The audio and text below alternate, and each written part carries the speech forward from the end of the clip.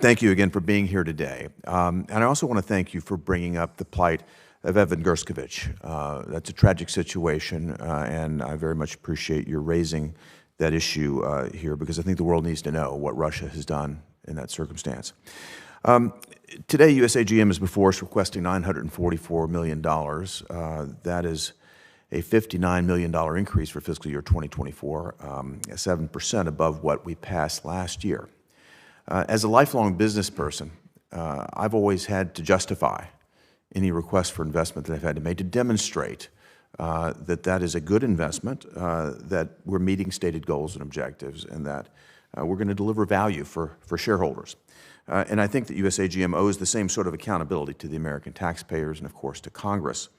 So I wanted to put you in the shoes I've been in a number of times before, and to just ask you for the 1-minute elevator pitch, if you will, about how USAGM is a good investment for American taxpayers.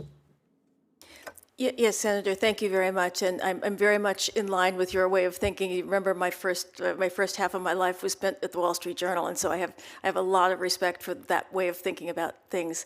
And why is it a good investment? Because we are in an information war, and as we've seen, particularly in the invasion in Ukraine, and watching how that unrolled at the beginning, information may be as powerful as tanks.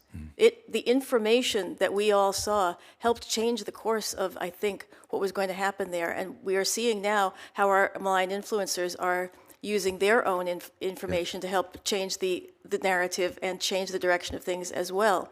And by using the additional funds that we're hopefully going to be provided, we're going to be able to get more journalists, better technology, and basically reach more people.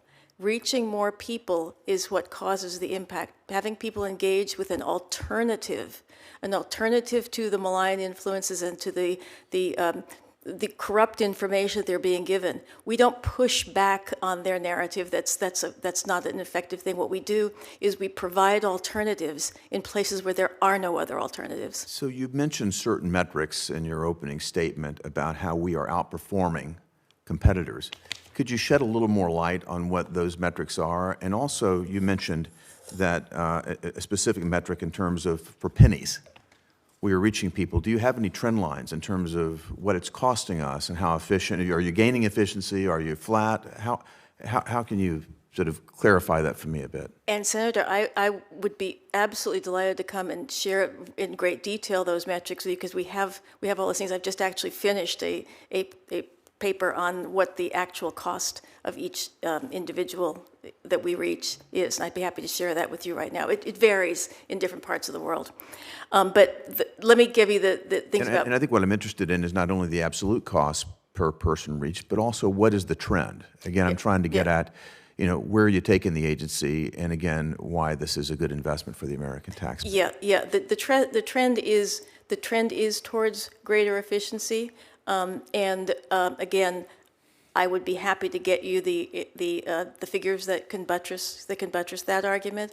I think the thing you asked originally was, how do I know that we still have a chance, that we still have a foothold there?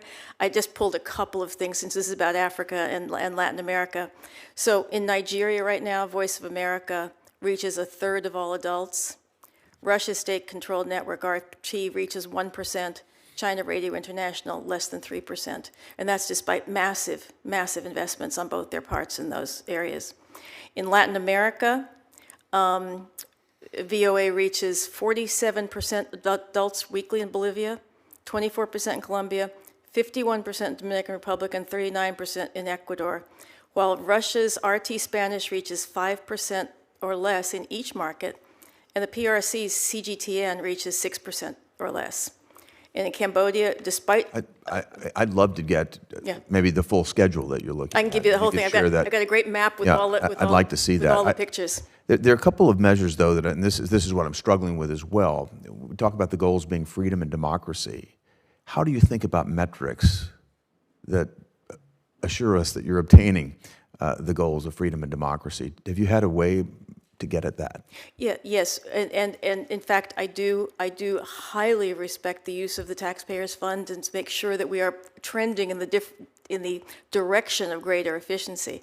And so, while I haven't brought you a sheet with me to demonstrate all that, I do have it at hand, and I'm able to give it to you in any form you'd like. I look forward to that, and you can connect with my staff to do it. But again, it's beyond just the trend lines and volume of people reached, but I'm very interested in metrics that you have to demonstrate that we're achieving greater freedom and democracy as we do that.